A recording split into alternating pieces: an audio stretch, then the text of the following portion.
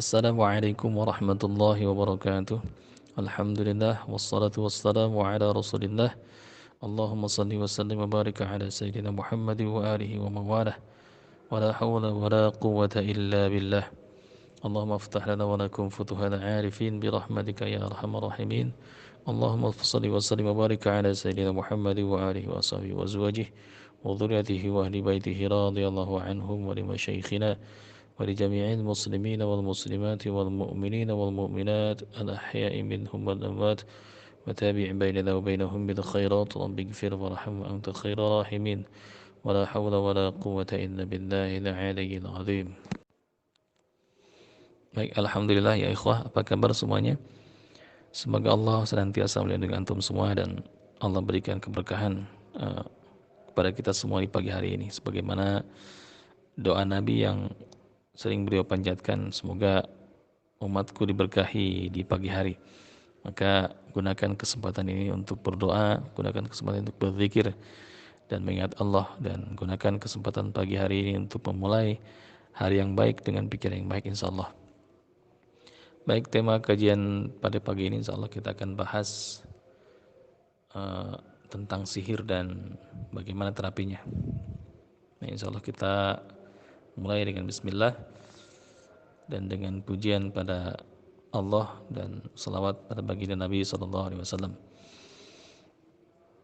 Kajian sihir adalah kajian yang termasuk pokok dalam hal ruqyah syar'iyyah, karena dia dibahas dalam banyak topik dan banyak tema. Sihir ini dibahas di kajian-kajian hampir semua kajian tauhid, karena dia merupakan bagian dari dosa besar yang harus kita hindari dan bagian dari hal-hal yang harus kita perangi. Sebagaimana sabda Nabi, ijtanibu sab'a mubiqat, jauhi oleh kalian 7 perkara yang membinasakan. Salah satunya asyirku billah, menyekutukan Allah, wa qatlun nafsi bighairi haq, dan membunuh jiwa tanpa hak, as-sihru, menggunakan sihir. Dalam hal ini menggunakan sihir atau mempelajari sihir atau menyuruh orang untuk menyihir orang yang kita hasud misalkan. Ini termasuk dosa besar. Nah, dalam pengembangannya ada nanti sihir yang sebut sihir dari kalangan seperti Islami, sebutnya sihir putih dan sihir hitam. Kita bagi dua saja, sihir putih dan sihir hitam.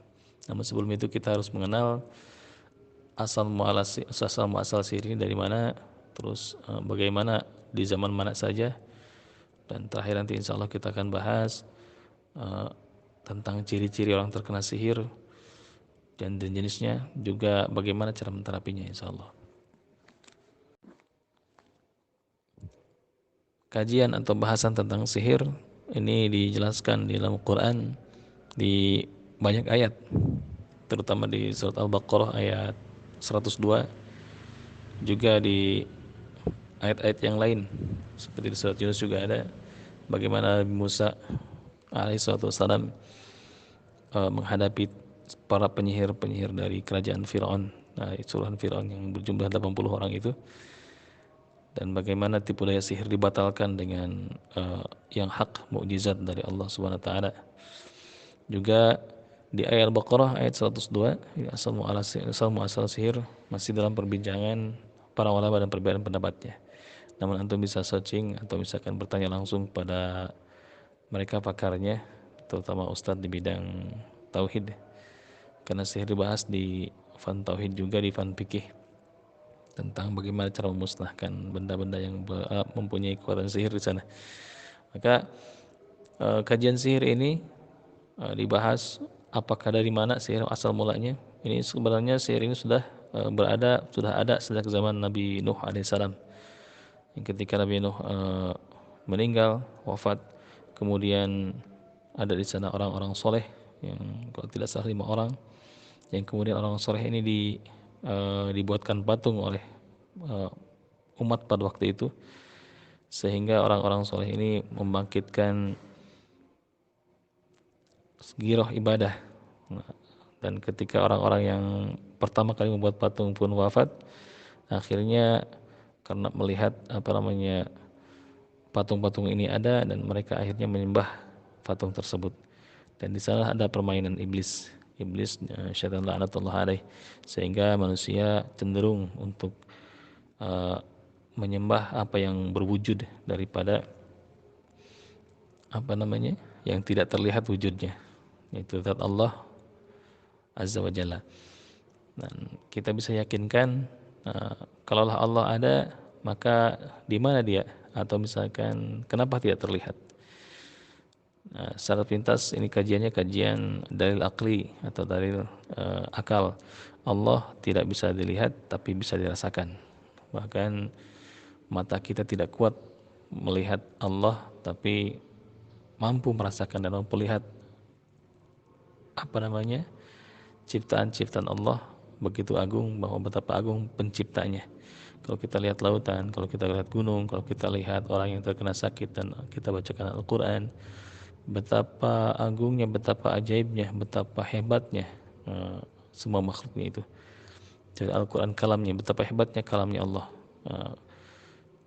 ucapan Allah, yaitu Al-Quranul Karim, sehingga mampu menghancurkan gunung, menghancurkan penyakit yang sehebat kanker stadium 4 pun bisa dihancurkan dengan Al-Quran. Sel kanker pun mati. Maka bagaimana dengan pemilik kalam itu sendiri? Bagaimana dengan pemilik alam itu sendiri? Bagaimana dengan pemilik gunung, pemilik lautan, dan pemilik nyawa itu sendiri? Itulah kita mengenal Allah dengan jalan tafakkur atau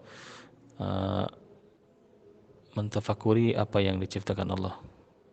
Apa yang diciptakan pasti ada pencipta. Nah itu dia. Kembali ke bahasan, di zaman Nabi Sulaiman, di sana ada permainan setan juga dalam sihir ini. Sakutan itu ketika setan-setan mulai mengajarkan kepada manusia tentang sihir ini. Kejadian luar biasa sebutnya. Jalan pintas, bagaimana orang meminta kepada Allah yang tidak dikabul-kabul, mungkin mereka putus asa dan akhirnya mereka cari jalan pintas yang lebih menyenangkan, yaitu bersekutu dengan syaitan yang tidak mereka sadari atau mereka sadari, yaitu dengan menggunakan sihir. Dan syaitan-syaitan ini menuduh Nabi Sulaiman alaihissalam menggunakan sihir, bahkan mengatakan mereka kafir. Jadi pada waktu itu ada razia besar-besaran dari Nabi Sulaiman kepada rakyatnya yang menulis kitab-kitab tentang sihir yang diajarkan langsung dari syaitan. Dirazia, akhirnya buku-buku atau kitab-kitab tersebut, sihir tersebut disimpan di singgasana Nabi Sulaiman, hingga akhirnya Nabi Sulaiman wafat dan tertuduhlah ada permainan syaitan dan memfitnah Nabi Sulaiman bahwa sesungguhnya sihir ini diajarkan oleh raja kita, yaitu Sulaiman. Kalian bisa lihat di bawah singgasananya ada buku-buku catatan, buku atau sihir-sihir yang ditulis, padahal itu tulisan mereka yang mengikuti syaitan. Wattaba'u ma tatlu syayatin 'ala mulki Sulaiman. Mereka mengikuti apa yang dituturkan oleh syaitan pada masa Sulaiman. Wa ma kafara Sulaiman walakinna syayatin kafaru. Syayatin kafaru. Nabi Sulaiman tidak kafir, tapi syaitanlah yang kafir. Syaitan-syaitanlah yang kafir. Yu'allimuna an-nas as-sihr. Setan-setan ini mengajarkan manusia tentang sihir. Yu'allimuna an-nas as-sihr.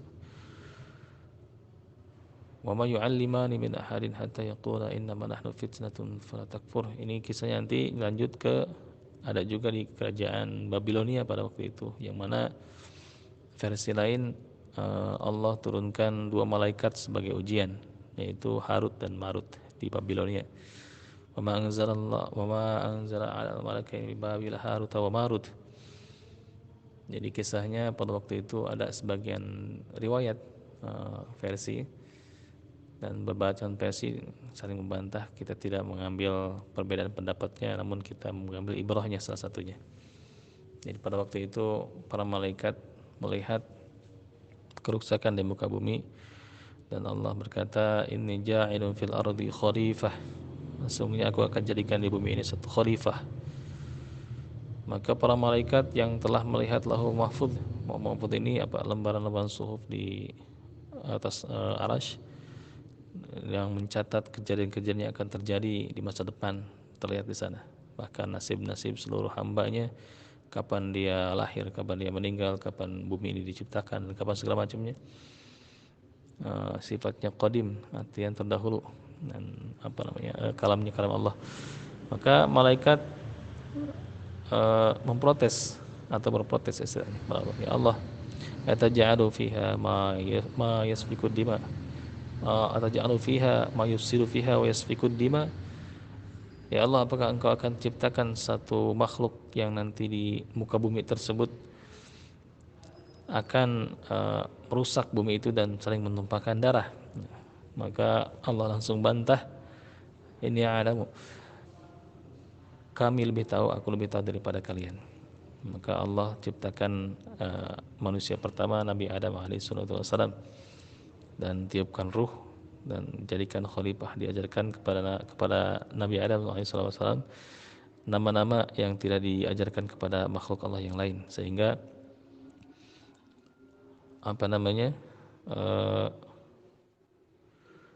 Allah perintahkan semuanya untuk bersujud. Wa idh qulna lil malaikati isjudu li Adam. Dan ingatlah ketika Allah perintahkan kepada 10 malaikat untuk bersujud kepada Adam. Fasajadu illa iblis aba wastakbar. Semuanya bersujud kecuali iblis yang dia memiliki sifat kesombongan. Wa kana minal kafirin. Dan berada dalam kekafiran, orang-orang kafir, termasuk orang-orang kafir. Maka ada protes kembali dari para malaikat melihat manusia yang begitu diunggulkan oleh Allah Subhanahu wa taala. Ya Allah, kenapa manusia engkau lebih unggulkan daripada kami yang selalu beribadah, bertasbih kepadamu? Maka Allah bantah bahwa manusia ini diberikan nafsu dan diberikan sesuatu yang tidak aku berikan kepada kalian. Maka ambillah beberapa orang terpilih, beberapa malaikat terpilih dari antara kalian. Aku kirim ke dunia untuk diuji. Maka turunlah 2 malaikat, yaitu Harut dan Marut di negeri Babilonia. Mereka turun ke dunia di negeri Babil, dan di sana ada fitnah juga bahwa Harut dan Marut ini yang diutus atau diujikan oleh Allah Subhanahu wa taala turun ke dunia, bahwa mereka lah yang mengajarkan sihir. Karena malaikat mereka memiliki kejadian luar biasa, memiliki kemampuan-kemampuan luar biasa di luar makhluknya, di luar manusia-manusia yang lain. Maka dia mulai diagungkan di sana. Padahal keduanya hanya fitnah, ujian sebagaimana lanjutan ayat di surat Al-Baqarah 102 tersebut. Terus berkembang sihir ini di zaman masa Nabi Musa alaihissalam, dan di masa Rasulullah, bahkan Rasulullah SAW sendiri pun terkena sihir dari Labid bin Asam, seorang Yahudi Yaman yang menyihir baginda dengan seikat rambut dan pelepah kurma. Ini bukan merendahkan derajat kenabian Nabi baginda Nabi SAW, tapi beliau hendak mengajarkan dan mengibrahkan bahwa sihir itu memang nyata adanya, dan bagaimana cara Nabi mengobati sihir. Maka turunlah 2 ayat perlindungan Al-Mu'awwidhatain, yaitu surat Al-Falaq dan An-Nas. Tambahlah untuk dibacakan kepada orang yang terkena sihir dan atau untuk perlindungan sihir. Nah, itu dia barangkali sekilas tentang sihir, dari mana asalnya, bagaimana masuk ke Indonesia. Sangat mudah ya ikhwah. Sihir berkembang pesat menurut sebagian ahli sejarah di kerajaan ketika masa itu diajarkan di para wali songo. Mungkin ada salah satu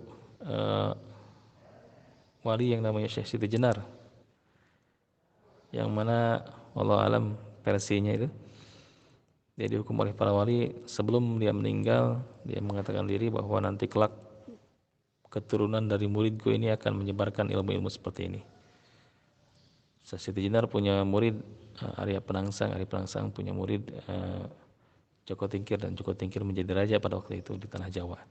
Dan sihir ini dikembangkan sangat cepat ke wilayah-wilayah di Nusantara ini, karena wallahu alam sebelumnya pun ada sihir dari Hindu namun lemah sihir dari seolah-olah dari Islam, padahal itu permainan setan juga, disebar keluaskan di seluruh penjuru Nusantara. Wallahu a'lam.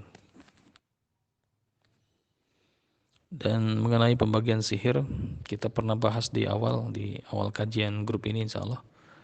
Namun hanya mengingatkan kembali bahwa sihir terbagi dua nanti. Ada sihirul aulia, sihir yang sebutnya sihir tinggi, dan as-sihir sufla, sihir yang sifatnya bawah. Ini pernah dijelaskan oleh Ustadz Muhammad Faizar tentang pembagian sihir ini. Sihir aulia kenapa disebut sihir tingkat tinggi atau sihir tinggi, sihir mulia?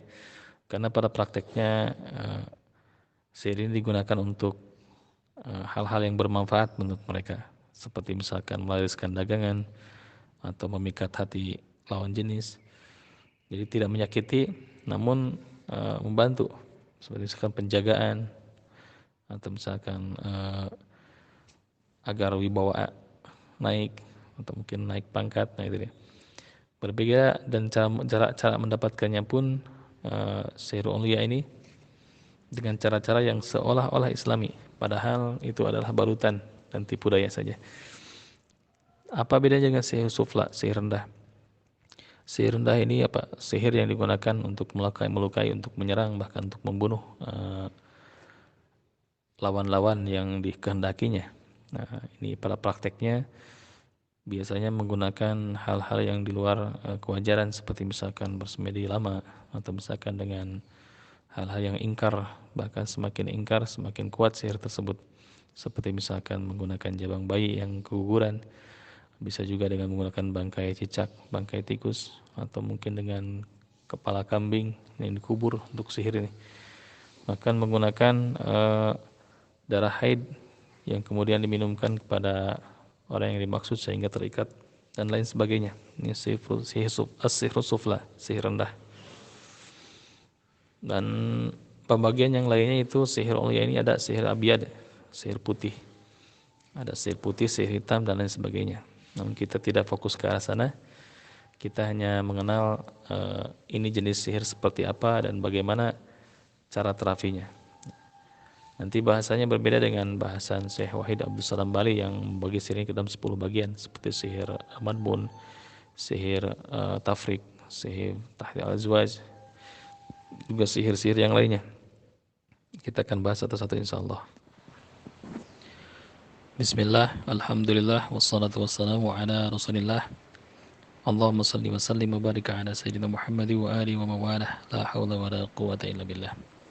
Baik ikhwah, kita lanjutkan kajian subuh tadi yang sempat tertunda insyaallah, tentang pembagian sihir, jenis-jenis sihir dan bagaimana cara mengatasinya.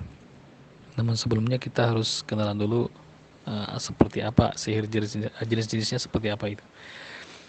Dan dari beberapa kitab yang pernah kami pelajari dan insyaallah ini sahih, ada dari salah satunya dari kitab Aqidatul Islamiyah, Aqidatul Islamiyah di Thariq Ahli Sunnah wal Jamaah. Ini dari Syekh Khair. Nanti insyaallah antum bisa cari terutama di penjelasan tentang khawariqul adat atau kejadian luar biasa. Jadi khawariqul adat ini ada bermacam, tergantung orang yang mengalaminya. Jadi kejadian luar biasa membedah adat yang tidak dialami oleh yang lain. Seperti misalkan di calon nabi atau calon rasul, Nabi Isa kecil atau bayi Nabi Isa bisa berbicara, maka ini keluar dari adat kebiasaan orang banyak, kebiasaan manusia yang lainnya, atau kejadian alam.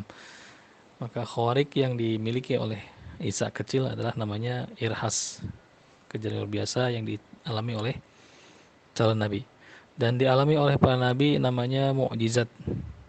Mukjizat ini dialami oleh para nabi, seperti misalkan Nabi Musa alaihissalam bisa membelah lautan biidznillah, dengan izin Allah melalui tongkatnya.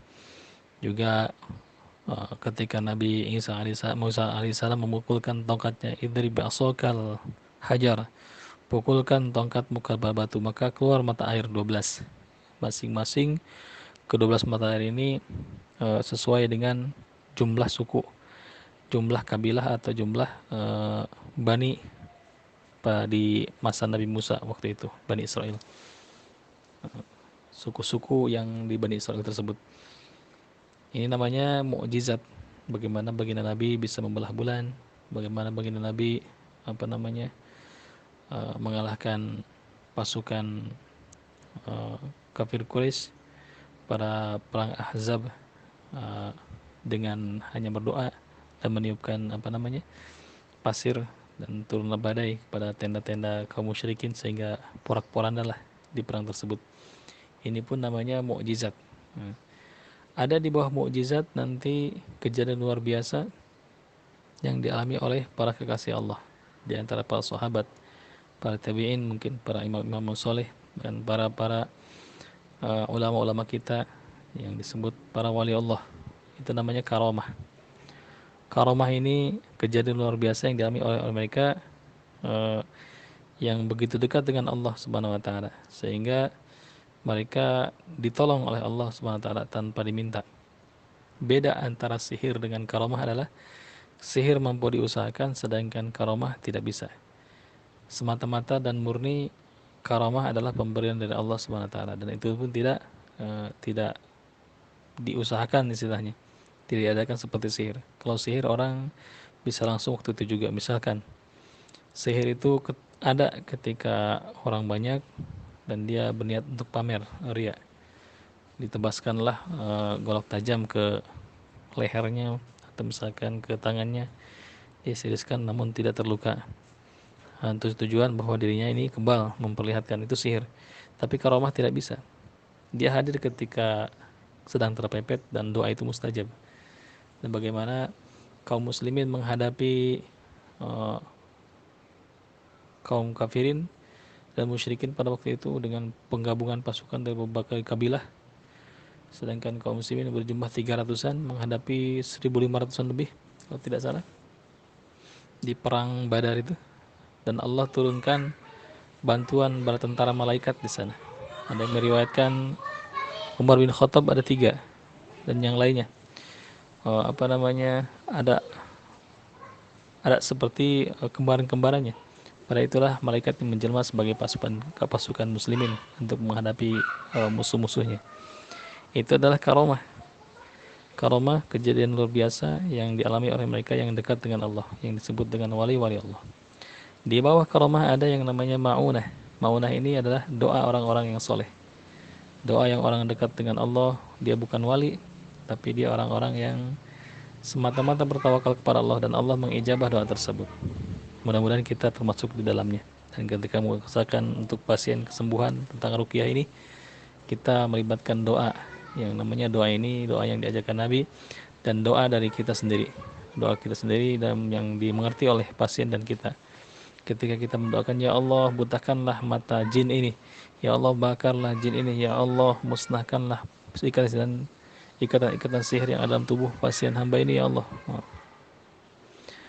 Maka seketika itu jin terlepas dan dia muntah, dan biidznillah dia sembuh. Itulah ma'unah sebetulnya. Ma'unah yang kita usahakan, yang kita mohonkan pertolongan kepada Allah, dan Allah mengijabah seketika itu juga. Maka ada istilah doa orang-orang soleh ini seperti penawar bagi mereka yang sangat mencari untuk penyembuhan. Maka ada kiat-kiatnya, ada cara-caranya bagaimana agar doa kita terijabah, tidak terhalang dari ijabah. Maka kekuatan seorang peruqyah adalah doanya. Ad-du'a'u silahul mu'min. Doa adalah senjatanya orang-orang yang beriman. Bukan meriam, bukan pedang, bukan tombak, bukan panah, tapi doa. Maka panjatkanlah doa di waktu-waktu yang tepat, dan jaga agar doa ini selalu terijabah, karena kekuatannya ada di sana. Seorang peruqyah itu, guru-guru kami pernah berkata, peruqyah itu memiliki keunikan, yaitu doa yang mustajab. Maka jaga lisan kita, jaga mata kita, jaga hati kita, jaga langkah kita, jaga perut kita, jangan sampai masuk barang haram atau syubhat, sehingga doa kita semakin tajam ketika kita butuhkan nanti ketika kita mengusahakan mengikhtiarkan kesembuhan untuk orang-orang yang kita tolong, insyaallah.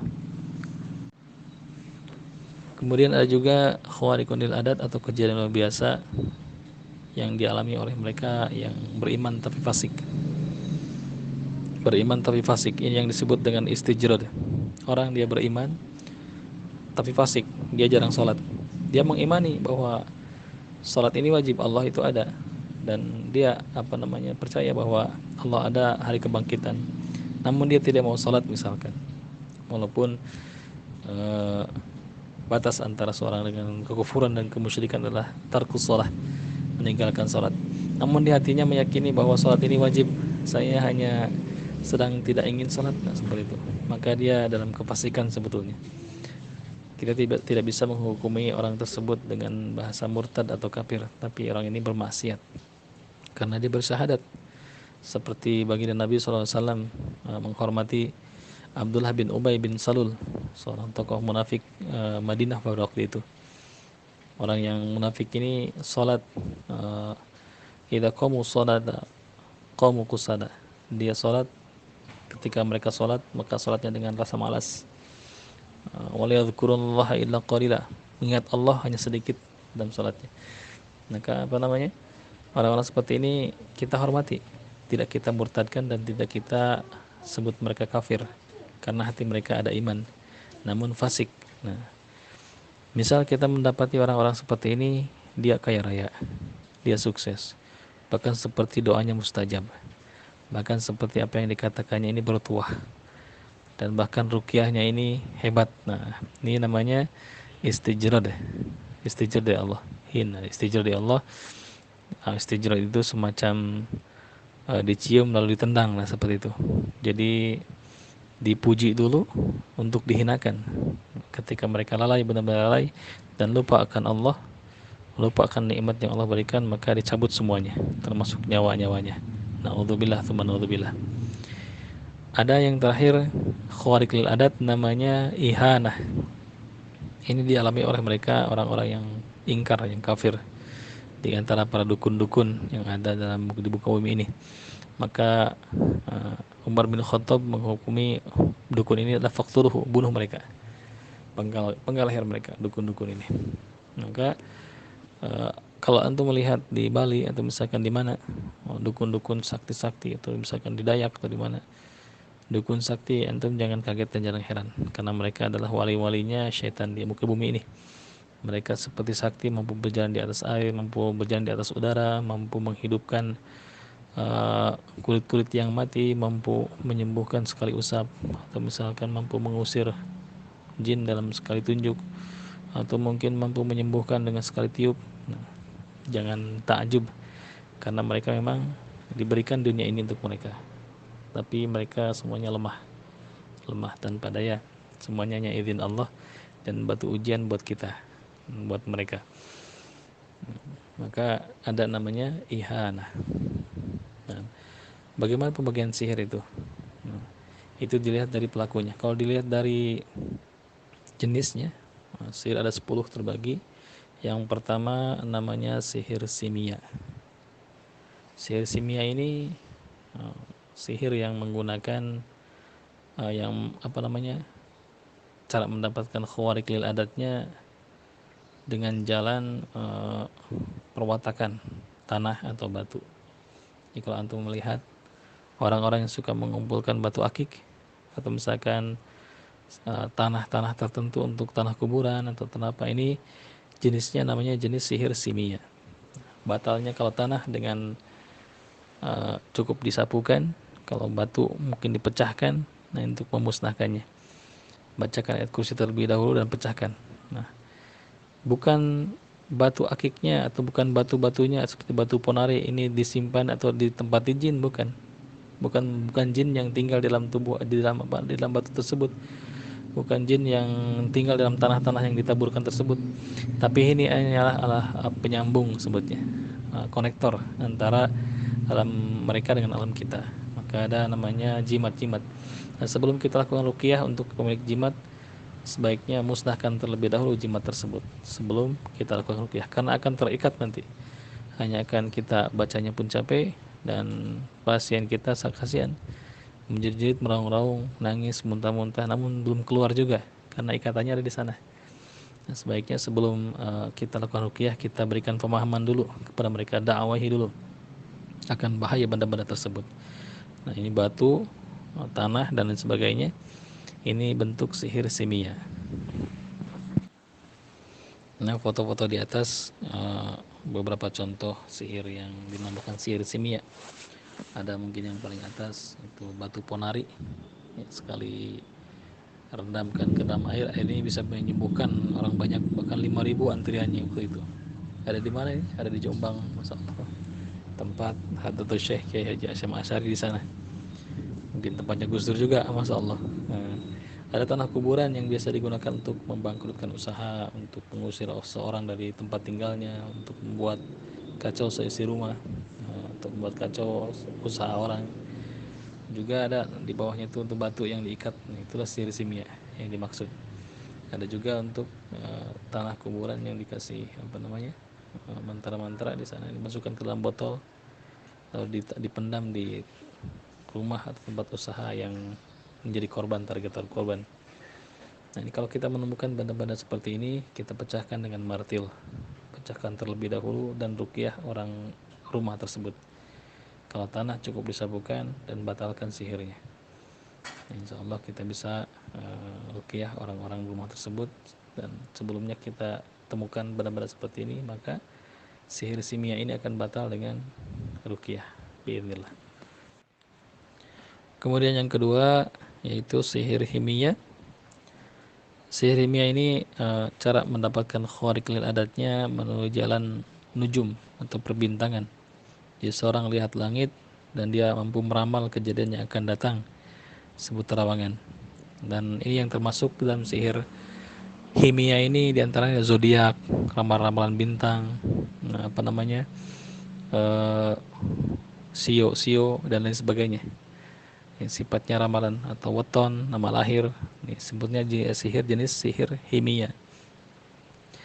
Rasulullah SAW melarang kita untuk mendatangi seorang tukang ramal atau araf. Man ata arafa, barang siapa yang mendatangi tukang ramal atau dukun, fasadaqahu, kemudian membenarkan apa yang dikatakan, maka tidak diterima salatnya arba'ata lailan, 40 hari 40 malam. Naudzubillah. Bahkan kalau dia membenarkan apa yang dikatakannya di hadis yang lain, faqad kafar bima anzalallahu ila rasulih, maka benar-benar dia telah ingkar dan telah kufur terhadap apa yang diturunkan oleh Allah kepada para rasulnya. Naudzubillah. Sihir himia ini banyak digunakan oleh muda-mudi, bahkan sekarang sudah menjelma di Android ya.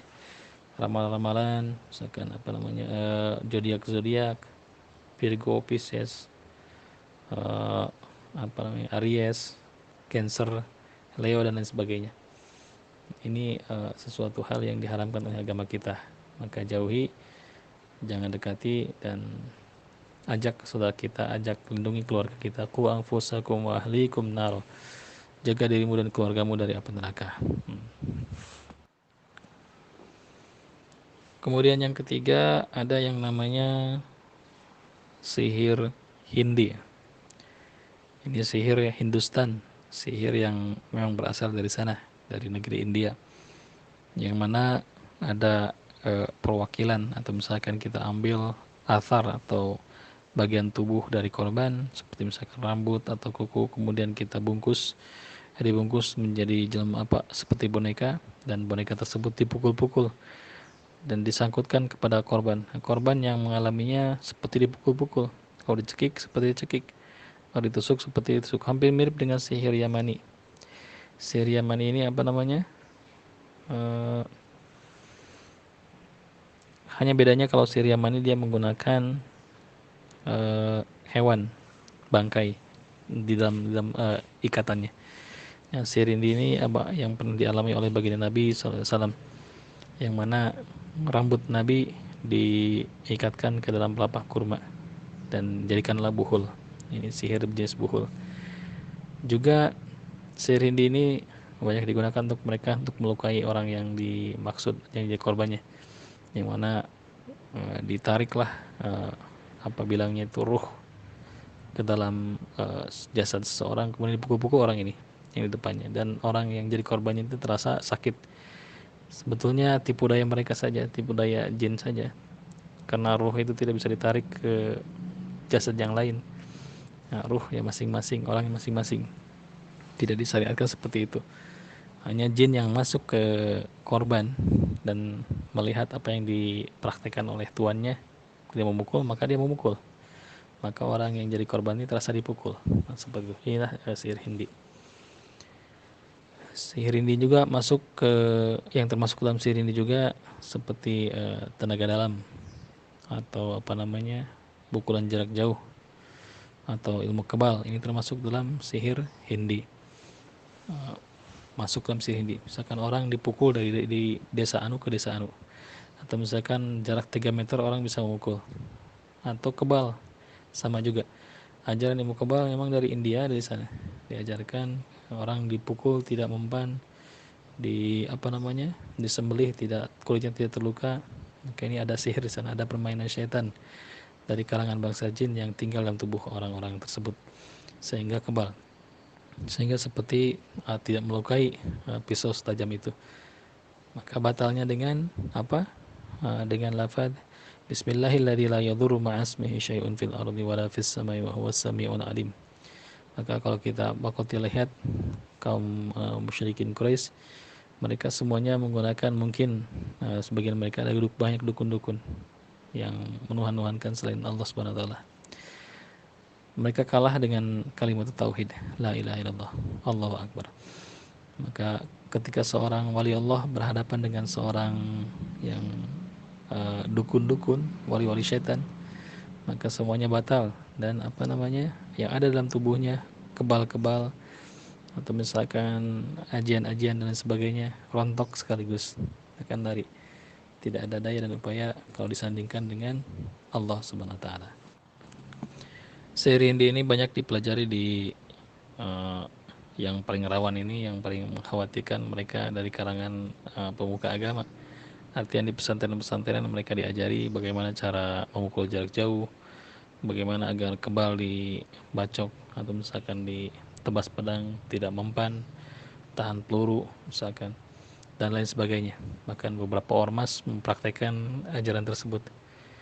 Ini sungguh sangat memilukan kalau kita lihat, karena namanya mungkin pasukan berani mati, tapi pada hakikatnya, pada dasarnya mereka takut mati, sehingga mengisi badan mereka dengan ilmu-ilmu kebal. Ada pemuka agama mereka mengatakan bahwa ini apa bedanya dengan rompi? Ini hanya perjalanan syariat. Tidak ya ikhwah. Ini adalah permainan televisi iblis mereka. Kita apa namanya, bekerja sama dengan mereka, dengan bangsa jin, agar kita kebal.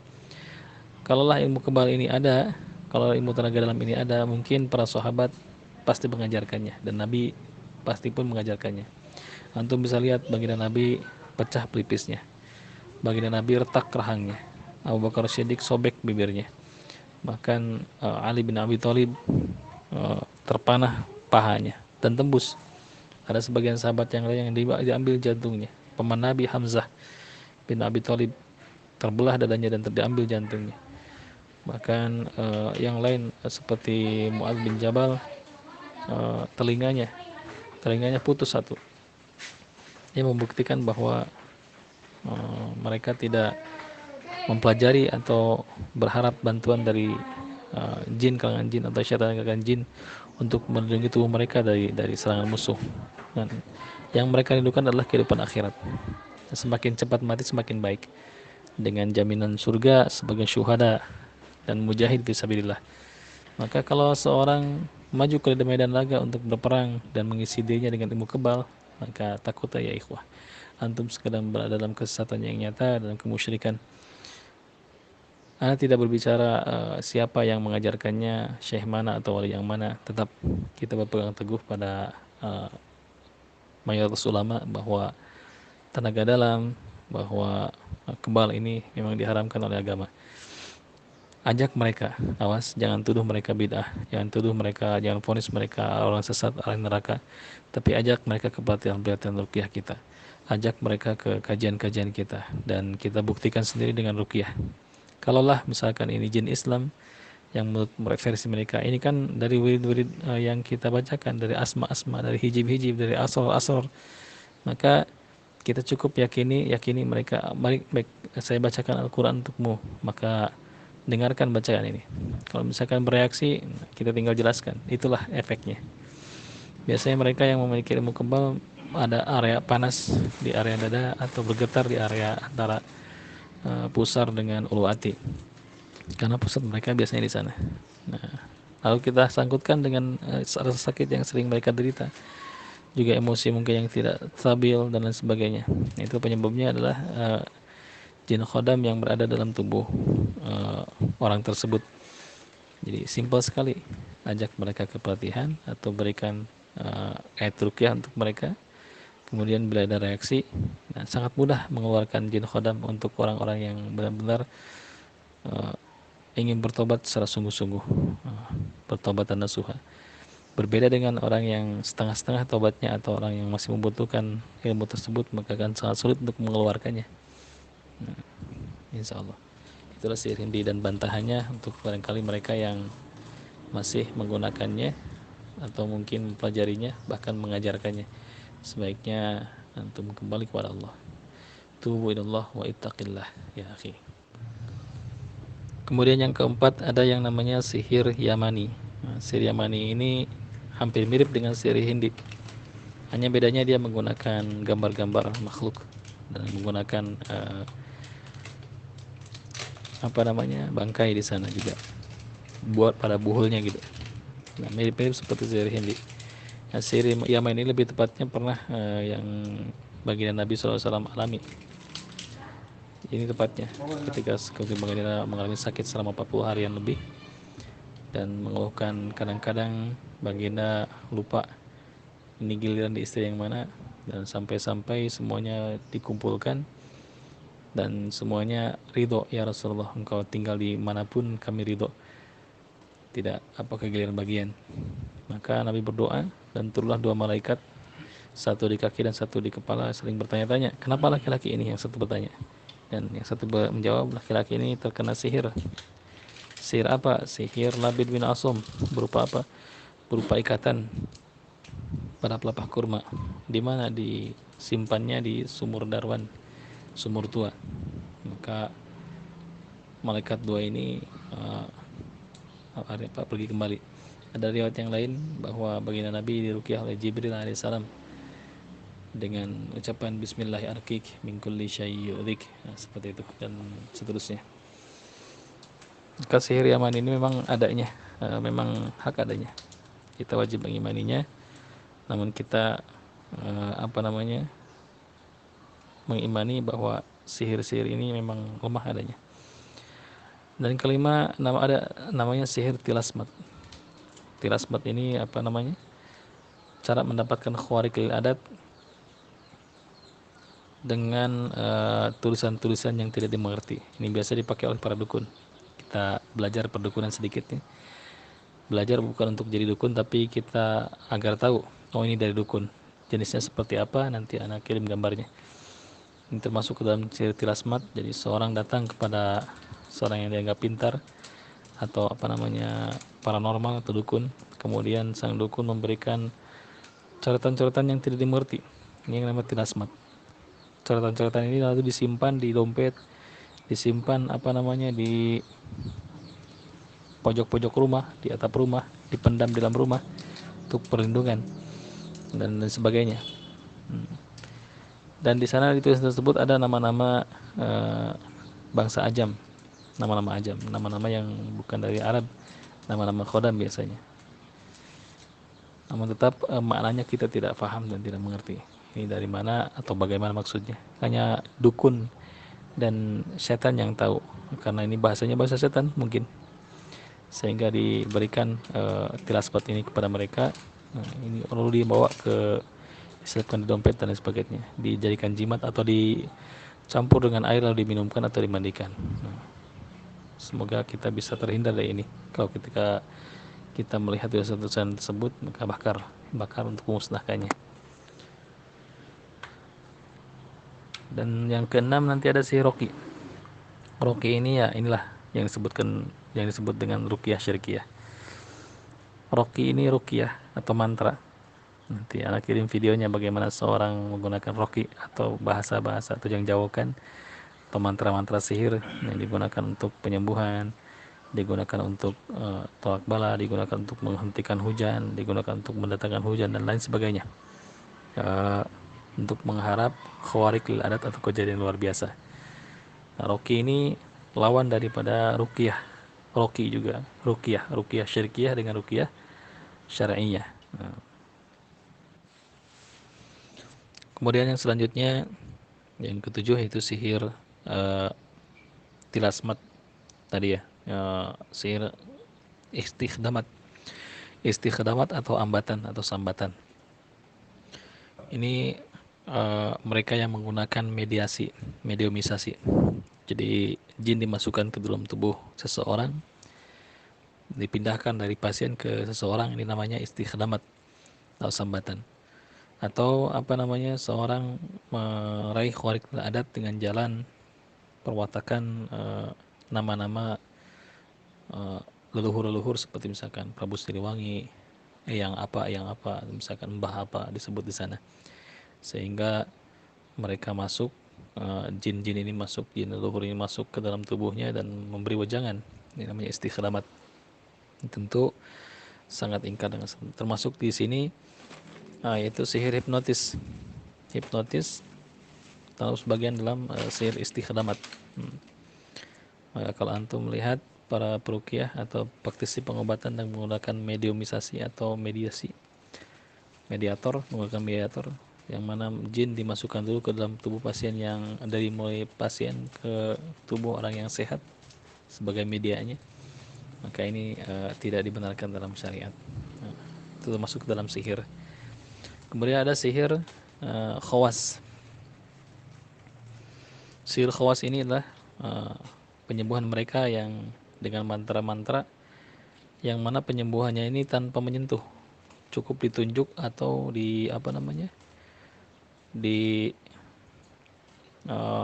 cukup dilambaikan jarak jauh dan biidznillah sembuh. Nah, seperti itu, tanpa ada irtibat, artian menyentuh langsung. Sihir khawas. Atau perwaktakan seperti kayu kabau untuk memanggil harimau, dan misalkan orang-orang tua dulu memasang bambu kecil, bambu kuning di rumah untuk tolak bala dan lain sebagainya. Ini pun sama, tidak dibenarkan oleh baginda Nabi SAW, oleh syariat ini. Dan yang terakhir ada sihir aufak atau wifik. Ini ada kemarin sempat beredar di kalangan pesantren terutama, bahwa wifik ini memang ada dua pendapat, yang satu mengharamkan dan yang satu membolehkan. Yang mengharamkan diantaranya adalah Imam Nawawi rahimahullah ta'ala dan berikutnya Ibnu Hajar Asqalani pun mengharamkan sihir wifik ini. Hanya satu imam, yaitu Imam Al-Ghazali, yang membenarkan yang membolehkan menggunakan wifik. Namun ini dibantah oleh murid-murid sendiri, ternyata ini bukan perkataan dari Imam Ghazali sendiri. Ini untuk bisa lihat di di YouTube-nya Ustaz Muhammad Faizar, bahwa ada beberapa penyihir yang menisbatkan bahwa wifik ini dibenarkan oleh Al-Imam Al-Ghazali rahimahullah ta'ala. Bahkan ini ada kedustaan dan mengatasnamakan seorang ulama, naudzubillah, untuk membenarkan sihir-sihir mereka. Sihir wifik ini biasa kita dapatkan ditempelkan di tembok-tembok kaum muslimin, tembok-tembok rumah atau dinding rumah kaum muslimin. Maka sebelum antum melakukan ruqyah, sebaiknya cek dulu barangkali ada tulisan-tulisan dengan kotak-kotak atau yang ada angka-angka di tengahnya. Wifik begini, copot dan bakar dan musnahkan. Berikan pada mereka penjelasan dan dakwahi mereka, jangan sampai mereka mencopot benda tersebut dalam keadaan tidak ridho. Naudzubillah.